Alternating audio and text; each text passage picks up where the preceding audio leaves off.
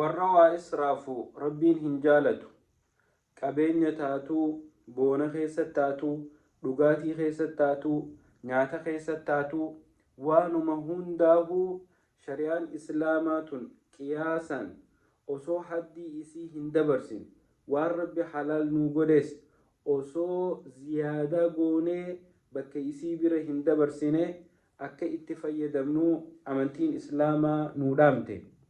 israafni shari'aa islaamaa keessatti haraami.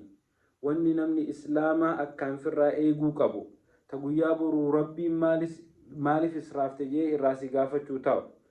rabbi subhaanahu wa ta'aalaa qur'aana isaa qulqulluu keessatti وكلوا واشربوا ولا تسرفوا إن الله لا يحب المسرفين نادا دوغا هن إسرافنا ربي نما إسراف هنجالتو إسرافاف آيان نكون قفتي جها نمني جالل ربي برباد نمني ربي تديهاتشو بربادو وان إسرافو الدنيا أمنتي الرجل خيستي نمني هدون مليونو تانياتا دبني ركتن nyaata dhabanii rakkachuu qofaa miti sababaa nyaata dhabuutiin beelarraa nama hedduutu duhu jira. biyya addunyaa tana keessa biyya teenya keessatti yeroo ammaa namoota miiliyoonaan lakkaawamaniitu sababaa beelaatiin dararamu jira.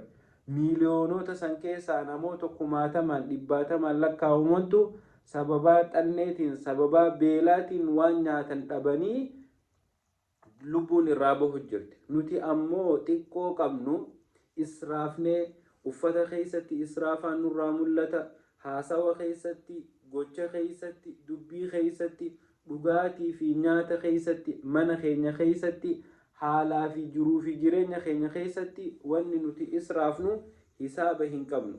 yaa nama jaalala rabbii arkachuu barbaadde ربي سبحانه وتعالى نما وإسراف هنجالته إسراف الرأي فجيس إسراف هاديسنو وان اتفيد منهند قياس ربي الرجالة اتهافيدمنو ربي ور إسراف الرانون تاسسيني ور إسراف إيقتنها تاسسو والسلام عليكم.